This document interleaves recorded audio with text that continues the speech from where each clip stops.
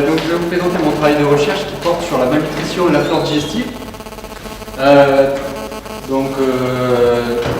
Quelque chose que j'ai fait assez rapidement puisque le professeur Lépidi ne pouvait pas présenter, donc j'ai remplacé. C'est mon travail actuel de recherche. La malnutrition aiguë sévère, donc la définition, c'est un poids pour la taille qui est très bas par rapport au standard de l'OMS, c'est-à-dire inférieur à moins 3 déviations standard. Un aspect clinique où les enfants ont l'air dénutris ou la présence de dénutritionnels. Donc voilà quelques photos pour illustrer un petit peu comment ça peut, un enfant malnutri avec une malnutrition sévère peut se présenter. À gauche, à droite c'est le même enfant après une prise en charge selon les recommandations de l'OMS. Ici on voit par exemple spécifiquement un enfant avec un œdème au niveau du ventre qui est caractéristique du kwashiorkor. Donc il y a deux formes cliniques qu'on décrit habituellement, le marasme où il n'y a pas d'œdème et le kwashiorkor, mais ces distinctions sont un peu anciennes finalement. Aujourd'hui les définitions c'est ce que j'ai dit au départ. L'importance, 30 millions d'enfants de moins de 5 ans, et donc c'est un problème, bon évidemment, un problème de santé mondiale. Et donc il y a des complications, le risque de décès est multiplié par 9 pour ceux qui ont un ratio poids sur taille inférieur à moins 3 par rapport aux autres, la diarrhée par 6 et la pneumonie par 9. C'est des enfants qui vont faire des hypoglycémies sévères, ils vont faire des complications cardiaques, des anémies, des purpura, et particulièrement des complications infectieuses, avec notamment des bactériémies. Donc ça va nous intéresser aussi, parce qu'on va voir qu'il peut y avoir une relation entre l'altération de la flore digestive et les bactériémies chez ces enfants qui ont souvent moins de 5 ans, avec une malnutrition aiguë sévère. Qu'est-ce qui est décrit comme bactéries dans les bactériémies chez ces enfants? Staphylococcus aureus, streptocoque, salmonelle, klebsiella et Escherichia coli, donc que des bactéries aérobies et des entérobactéries notamment. Alors, évidemment, à la base, la malnutrition, c'est un problème d'alimentation, hein, c'est un problème de nourriture. La question, c'est de dire, est-ce que c'est parce que les enfants manquent de nourriture? Bon, ça paraît la première explication, mais finalement, pas seulement. En discutant avec Souleymane Bra, qui est notre correspondant au Niger, il nous décrit bien que le marasme, par exemple, c'est les enfants qui ont la peau sur les os, souvent c'est ceux qui manquent parce qu'ils sont pauvres, ils manquent de nourriture. Et par contre, le kwashiorkor, par exemple, les enfants qui ont le ventre avec un œdème, souvent c'est des enfants qui ne sont pas forcément très pauvres, mais qui ont un petit frère qui arrive. Donc la maman arrête l'allaitement brutalement, on donne l'alimentation d'un adulte à l'enfant, et l'enfant il va avoir tout ce qu'il faut comme riz, comme alimentation adulte, mais comme ce n'est pas adapté à son métabolisme, il va développer une malnutrition alors que ce n'est pas forcément la quantité d'aliments qui est en développement. Et donc ici, ça a été montré que c'est les micronutriments qui peuvent être déficitaires. Et dans les micronutriments, donc il y a les minéraux, zinc, etc., les vitamines, A, D, E, K, liposolubles et hydrosolubles. Et notamment dans les vitamines, il y a des antioxydants avec vraiment un rôle particulier des antioxydants qui a été pointé depuis plus de 50 ans. Donc la vitamine C par Raoult en 1959, les thiols ou les dérivés des thiols avec le glutathion. Donc le glutathion, on ne peut pas le donner à manger parce qu'il faut donner des aliments avec des thiols, du soufre, et c'est l'organisme qui va fabriquer le glutathion à partir de ça. Mais on ne peut pas donner du glutathion directement à quelqu'un. Dans cette étude, ils ont montré qu'en donnant des antioxydants avec du thiol, ça améliorait le pronostic des enfants kwashiorkor. Donc un rôle des antioxydants prouvé, et la même chose avec un autre antioxydant dans la même étude. La révolution assez récente dans les 10 dernières années, c'est qu'avant les malnutritions aiguës sévères, tout le monde allait à l'hôpital, traitement intraveineux. Depuis la mise en place de ça, c'est ready to use therapeutic food, c'est en fait des nourritures toutes prêtes où il n'y a pas d'eau, c'est que lipidique, avec donc tout ce qu'il y a là-dedans. Il y a des recommandations de l'OMS pour savoir qu'est-ce qu'il faut mettre dedans, avec des vitamines A, D, E, K, B, C, liposolubles, hydrosolubles, et des acides gras insaturés qui sont aussi antioxydants par définition puisqu'ils sont insaturés. C'est des antioxydants liposolubles et d'autres minéraux. Donc ça, l'enfant en fait va l'ouvrir et le manger directement. En fait, c'est une pâte, il n'y a plus de traitement intraveineux et donc c'est indiqué pour les enfants qui ont plus de 6 mois et qui n'ont pas de complications de la malnutrition aiguë sévère, et c'est à la maison. Et selon toutes les études que j'ai pas citées, ça a transformé notamment le pronostic des malnutritions aiguës sévères. La deuxième chose, c'était connu depuis longtemps, mais très récemment, ça a été redémontré que si on ajoute des antibiotiques, ça améliore la guérison de la malnutrition aiguë sévère. Alors ici, donc c'est de 0 à 100%. Donc on voit bien, bon, déjà rien qu'avec les RQTF, on y arrive à 80% de guérison, mais il y a une différence à peu près de 5% et qui est significative quand on rajoute en plus des antibiotiques. Donc 5%, et la différence est statistiquement significative, avec peut-être un tout petit avantage pour le cefdinir. Ça améliore aussi la mortalité.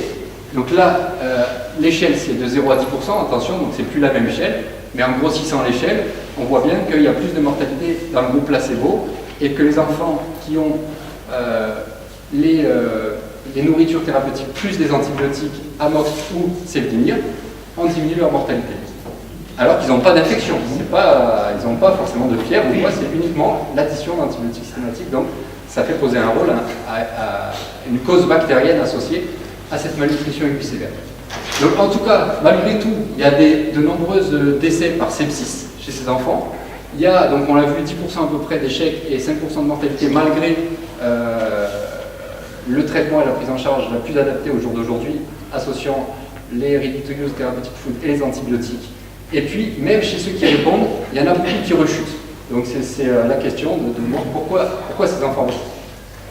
Alors bon, le rôle de la flore digestive dans la malnutrition, c'est pas d'hier que ça a été évoqué en fait, en 1958, qu'il y avait déjà en culture, ils avaient déjà observé des modifications de la flore digestive, avec notamment les grammes négatifs, et qu'ils associaient ça avec les infections sévères que font les enfants malnutris, notamment Bactéremia streptococcus et à grammes négatifs.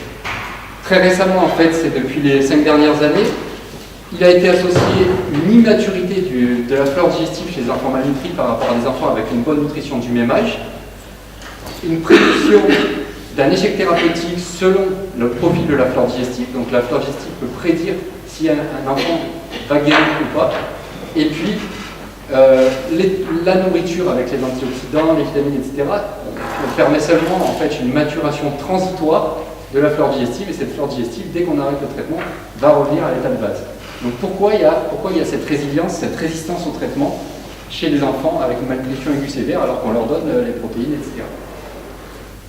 Donc ici, nous, on a essayé de faire des études cas contrôle, et pour faire la revue de la littérature, on a en fait finalement fait une méta-analyse, c'est-à-dire tout mis dans la même étude après. Notre étude, c'était au Niger et au Sénégal, et on a distingué des groupes. Donc pourquoi c'est important? Parce que les cas contrôle qu'on pense au début ne sont pas forcément les cas et les contrôles qu'on a à la fin. Je m'explique. La malnutrition aiguë sévère, on a vu, c'est des critères assez stricts. Hein, donc on calcule le rapport du poids sur la taille, etc. Et ceux qui sont apparemment sains, au final, il y avait beaucoup d'enfants qui sont apparemment sains pour les enquêteurs, et quand on calcule les critères anthropométriques, dans ces pays-là, le Niger, il y a un risque à peu près de 50% de ne pas avoir des données anthropométriques normales, et il y a un certain nombre qui sont trop petits pour leur âge, donc ça s'appelle le stunting. Stunting, c'est pas, ils peuvent être gros, c'est pas un problème de poids, mais ils sont trop petits pour leur âge, et ça aussi, ça a été associé à un problème de flore digestive, où le poids pour l'âge n'est pas suffisamment bon, ou j'ai mis dans le même groupe les malnutrition aiguë modérée, entre -3 et -2 déviation standard. On a analysé donc tous les échantillons de sel par analyse métagénomique, donc en ciblant le CESES pour arriver à décrire quelles sont les espèces bactériennes plutôt enrichies chez les témoins, plutôt enrichies chez les cas, et puis une autre analyse non ciblée pour voir l'ensemble des gènes et des chemins métaboliques qui sont enrichis soit chez les contrôles, soit chez les enfants malnutris. Très rapidement, donc en gros, on a eu 40 individus inclus au Sénégal et au Niger au départ. On a tout reclassifié, on a tout vérifié, les données anthropométriques selon ce que je vous ai dit juste avant. Et en gros, à la fin, on avait 10 cas contrôlés avec 20 contrôles dans chacun des pays. Je passe très vite, l'idée c'est pas de faire un long exposé, mais très vite. Les résultats qui viennent de sortir pour l'étude du Niger, et ça c'est des résultats qui sortent significatifs avec des logiciels qui permettent de faire des comparaisons statistiques sur plus de 1000 espèces différentes. Donc évidemment il faut se méfier parce que quand on fait 1000 tests statistiques, il peut y avoir des choses qui sortent par hasard, mais le fait de faire la méta-analyse aussi nous permet de voir si c'est reproductible en tout cas. Qu'est-ce qu'on voit? Ici on compare qu'est-ce qui est aérobie en rouge ou anaérobie en vert. Donc ici, c'est ceux qui sont enrichis dans la malnutrition, des streptocoques, des entérocoques, des streptocoques, un lactobacillus, un entérocoque, et la plupart sont aérobies.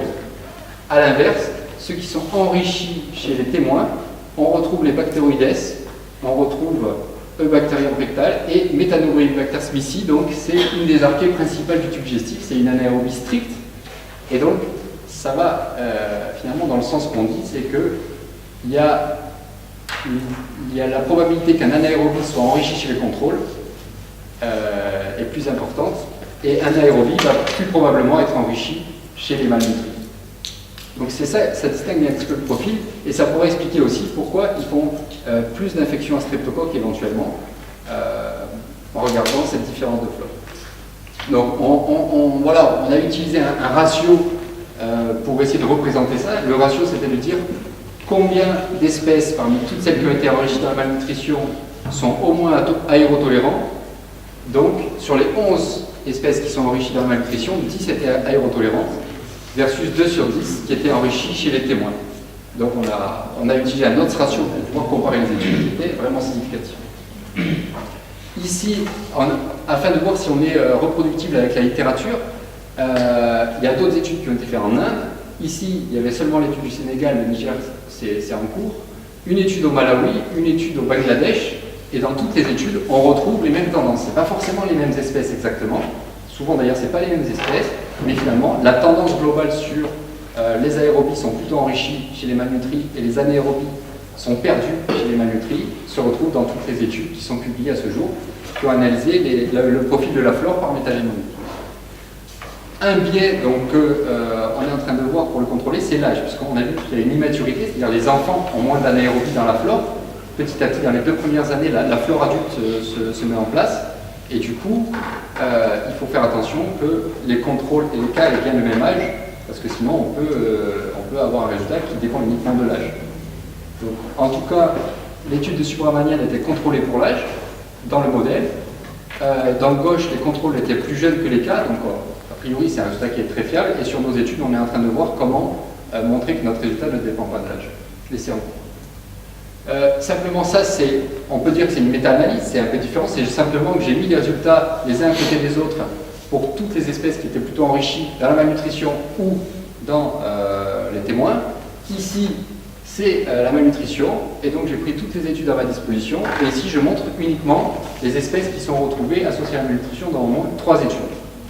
Donc 3 études, en comptant 2 études pour nous, puisqu'on a fait une étude au Sénégal et une étude au Niger, et là c'est les 3 autres études dont j'ai parlé avant, et on retrouve le même profil, en gros des streptocoques, des lactobacillus, des bifidobacterium qui sont tous relativement aérotolérants, et enterococcus fécalis qui est un aérobie, Salmonella enterica, évidemment salmonellose, pourtant c'est pas forcément des enfants qui ont la diarrhée, Staphylococcus aureus, et on sait qu'ils font plus de bactériémie à Staph aureus, et puis Staph aureus c'est un pathogène aérobie très connu jusque-là. Une remarque sur Bifidobacterium, c'est que la tolérance à l'oxygène entre les différents Bifidobacterium est extrêmement variable. Il y en a qui sont anaérobies strictes comme Bifidobacterium adolescentis, et d'autres Bifidobacterium qui sont relativement tolérants à l'oxygène. Et c'est pourquoi ici, ils ont été considérés comme n'étant pas des anaérobies strictes. Voilà. Juste un petit mot, donc Bifidobacterium, Lactobacillus, Streptococcus et Veillcella, c'est les bactéries lactiques qu'on appelle. Donc bactéries lactiques, ça résiste à des pH très acides, ce qui est le cas chez nos enfants, et donc à une toxicité de l'oxygène éventuellement élevée, qu'on a considéré ici. A l'inverse, la même chose pour les contrôles. Et pour les contrôles, donc sur 42 espèces qu'on a trouvées chez au moins 3 études, et bien à la fin, il n'y en a que 2, et c'est des lactobacillus, qui n'étaient pas des anaérobies strictes. Donc, tous les autres anaérobies correspondent en fait à la flore adulte, en fait. Hein. Et on peut se demander si la flore adulte anaérobie n'est pas perdue chez ces enfants, et il faudra qu'on démontre ça, et qu'on démontre que c'est indépendant de l'âge, puisqu'effectivement l'âge joue là-dessus. Un pathogène seulement qui a été retrouvé, Bacteroides fragilis, qui est un anaérobie, alors qu'ici on avait au moins 4 pathogènes connus. Voilà. Donc, en conclusion rapide, la tolérance à l'oxygène bactérienne semble déterminante pour le profil de la flore digestive, et l'altération dans la malnutrition aiguë sévère, et ça pourrait jouer dans d'autres maladies aussi, avec les antioxydants. Des taux élevés d'antioxydants dans l'alimentation pourraient avoir un impact positif sur la flore digestive. Et une hypothèse à très long terme qu'on ne peut pas démontrer, c'est on peut se demander si ils n'ont pas perdu certains membres anaérobistriques et est-ce que dans certains cas de figure, la transplantation fécale ne pourrait pas rétablir des anaérobistriques pour guérir les cas réfractaires. Voilà.